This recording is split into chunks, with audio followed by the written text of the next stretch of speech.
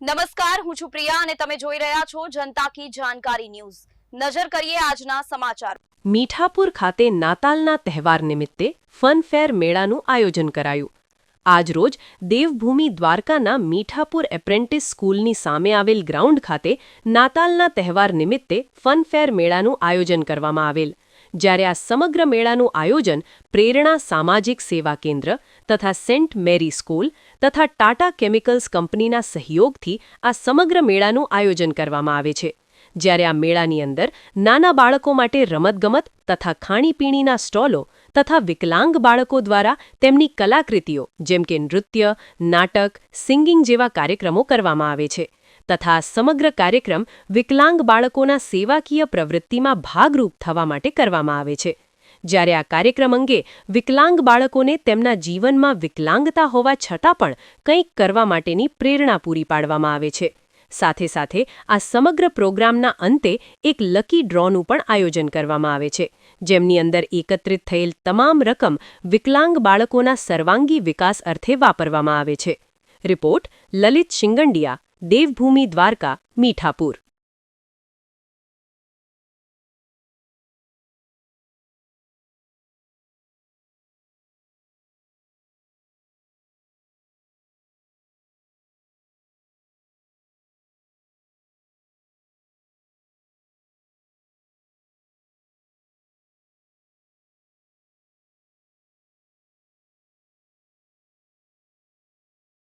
હું કલ્પેશ પરમાર આજ રોજ તારીખ 27/12/2025 રોજ મીઠાપુર મુકામે પ્રેરણા સામાજિક સેવા કેન્દ્ર ભીમરાણા દ્વારા આનંદ મેળાનું આયોજન કરવામાં આવેલ હતું।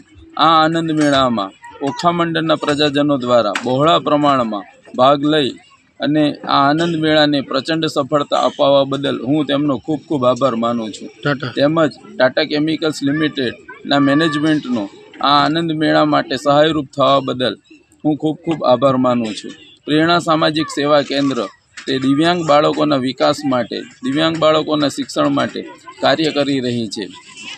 આ આનંદ મેળામાં ખાણીપીણીના સ્ટોલ, રમતગમતના સ્ટોલ તેમજ સ્કૂલના બાળકો દ્વારા સાંસ્કૃતિક કાર્યક્રમોમાં ભાગ લઈને આ આયોજનને ખૂબ જ સફળ બનાવવામાં આવ્યું હતું। ઓખા મંડળના પ્રજાજનો દ્વારા પુષ્કળ સંખ્યામાં આ આનંદ મેળામાં ભાગ લેવામાં આવ્યો હતો તેમજ આ આનંદ મેળો ખૂબ સુખરૂપ રીતે પાર પાડવામાં આવ્યો હતો। આનંદ મેળાના અંતે ડ્રોનું આયોજન કરવામાં આવેલ હતું।